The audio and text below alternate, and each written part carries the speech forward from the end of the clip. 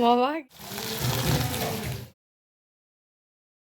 জামা কিনবো করছিল শুধু। হ্যালো বন্ধুরা, এসডি লাইফের আরও একটা নতুন ব্লগে তোমাদের সবাইকে অনেক অনেক স্বাগত, অনেক অনেক ভালোবাসা। কেমন আছো তোমরা সবাই? আশা করি ভালো আছো, আমিও ভালো আছি। তো তোমরা দেখতেই পাচ্ছ আমি এখন টিফিন করছি। আমি তোমাদের দাদা ভাই একসাথেই বসেছি। আর আজ তোমাদের দাদা ভাই ছুটি, সেই কারণে আজকে আর সকালবেলায় ঘরে টিফিন করিনি।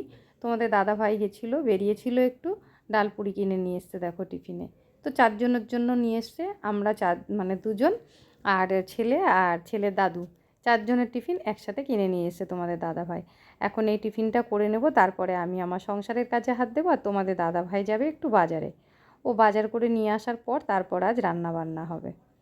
তো চলো আমি টিফিনটা করে তারপর আবার ছেলেকে টিফিনটা করিয়ে নিই। দেখো তোমাদের দাদাভাই বাজার থেকে চলে এসছে, চলো দেখি কি এনেছে। বাবা গেমে টেমে একা একা আর ছাতা নিয়ে যেতে পারোনি রোদের মধ্যে।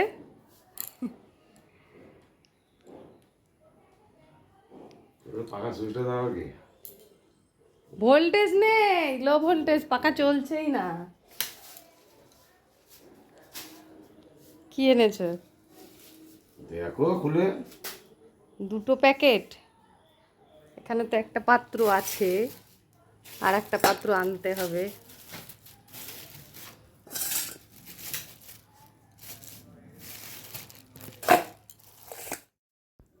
সারা সপ্তাহ বাড়িতে থাকে না তোমাদের দাদা ভাই, যদি অন্যদিন ভালো মন্দ কিছু রান্নাও করি, ওই যে আগে আগে খেয়ে চলে যায় আর আমি পরে একা খাই। যে কোনো ভালো মন্দ জিনিস একসঙ্গে যদি বসে না খাওয়া যায় না, তাহলে কিন্তু ভালো লাগে না। সেই কারণেই কিচ্ছু কালকে তোমাদের দাদা ভাই আনেনি, আজকে ছুটি তাই আজকে এনেছে।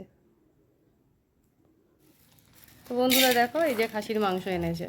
কালকে তোমাদের দাদা ভাইয়ের হ্যাপি বার্থডে ছিল, কালকে বাড়িতে ছিল না, কাজ ছিল বলে কালকে আর হয়নি, সেই জন্য আজকে সেই খাওয়াটা হচ্ছে।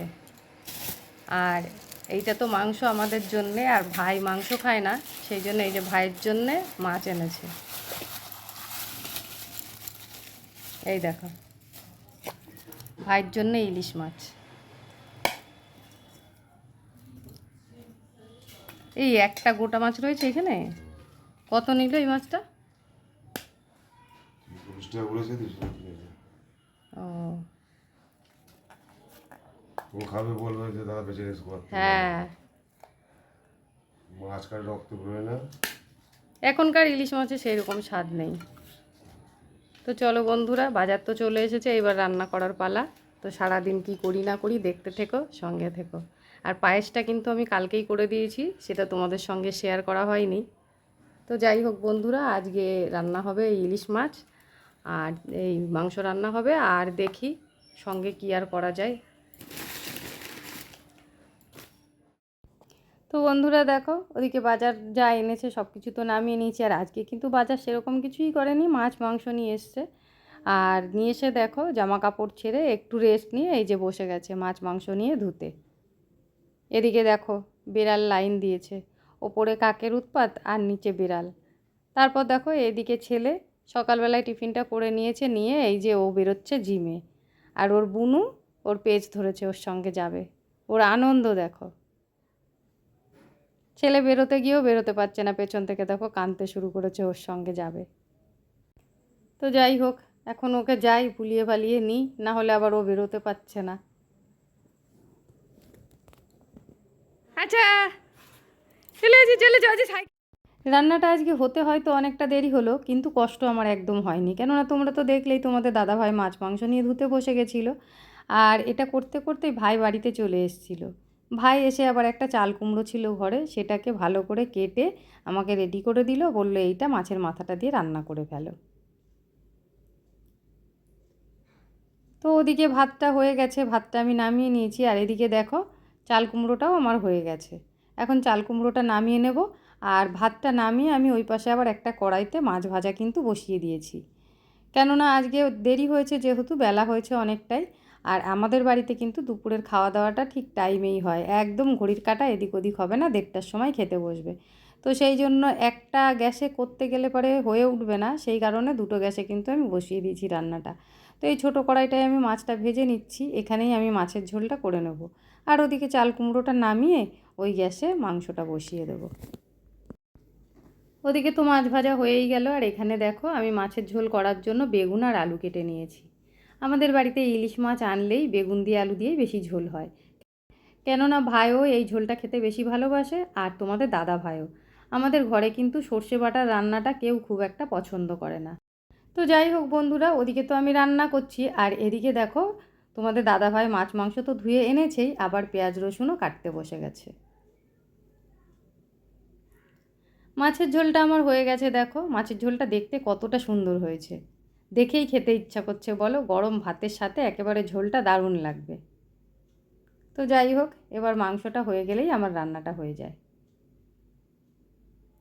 এই দেখো কড়াইটা আমি বসিয়ে দিয়ে তেল দিয়ে দিয়েছিলাম, তারপর এর মধ্যে তেজপাতাও ফোড়ন দিয়ে দিয়েছিলাম। এর মধ্যে মেয়ে হাঁটতে হাঁটতে ঘরে এসছে, আর ঘরে গিয়ে ওকে একটু আদর করতে করতে এদিকে আমার তেজপাতা শুদ্ধ তেলটাও পুড়েছে, কড়াইটাও পুড়েছে। মাংসটা আমি কষিয়ে দেখো প্রেসারে দিয়ে দিয়েছি, আর মাংসটা যতক্ষণে কষা হয়েছে ততক্ষণে কিন্তু রান্নাঘরটা আমি অর্ধেক পরিষ্কার করে নিয়েছি। এবার গ্যাসটা ফাঁকা হলে ওটা পুছে নিলেই হয়ে যাবে। রান্নাটা আমার হয়ে গেছে, তোমরা দেখতেই পাচ্ছ মাংসটা আমি নামিয়ে নিয়েছি। আর আমি কিন্তু খুব একটা তেল মশলা রান্নায় ইউজ করি না, কমের মধ্যে দিয়েই কিন্তু রান্না করি, কেননা তোমাদের দাদাভাই বেশি তেল মশলার রান্নাবান্না একদম পছন্দ করে না। তো রান্নাবান্না তো আমার হয়ে গেল, এবার যাব স্নান করতে, তারপরে এসে খেতে দেবো। তো বন্ধুরা দেখো চলে এসেছি পরের দিন সন্ধেবেলা, দুদিনের ভিডিও তোমাদের আমি একসাথে দেবো বলে। তো যাই হোক, দুদিনের ভিডিওটা এই কারণেই দেবো, কেননা কাল দেখো দুপুরবেলায় ভিডিও করতে করতে তারপরে কিন্তু আমি সারাদিনের আর ভিডিওটা শ্যুট করতে পারিনি বিশেষ কারণবশত। আর আজও সারাদিন সেই একই অবস্থা। তো চলে এসেছি আমি একেবারে সন্ধেবেলায়, সন্ধেবেলায় বলতে এখন রাত বললেই চলে। আমি কিন্তু বাজারে বেরিয়েছিলাম, আর বাজার থেকে এসে তারপরে আবার তোমাদের সাথে কথা বলতে বসলাম। যেহেতু কালকের ভিডিওটা পুরো কমপ্লিট করতে পারিনি, তার মধ্যে আবার আজকে সকাল দিকেও খুব একটা ভিডিও শ্যুট করা হয়নি, তাই সারাদিন পর সন্ধেবেলায় তোমাদের সাথে কথা বলতে চলে এলাম। আর মাঝখানে জানো তো একটা দিন আমার ভিডিও দেওয়া বাদও হয়ে গেছে। তো যাই হোক বন্ধুরা, চেষ্টা করি প্রত্যেক দিন আমি ব্লগ দেওয়ার, কিন্তু একটু ব্যস্তও আছি আর আমার শরীরটাও খুব একটা ভালো নেই, সেই জন্যে প্রত্যেক দিন হয়তো দিতে দিতে পরপর 2 দিন 3 দিন দিলাম, একদিন হয়তো বাদ চলে গেল, এরকম হতেই থাকছে। তো চেষ্টা করব এরপর থেকে প্রত্যেক দিন ব্লগ নিয়ে আসার। আর আজকে বিকেলবেলায় গেছিলাম বাজারে, কি কারণে গেছিলাম চলো তোমাদের দেখায়। তো কালকে বোনের বাড়িতে, বোনদের আর কি দোকানে ওপেনিং আছে, বোনের বাড়িতে নেমন্তন্ন আছে।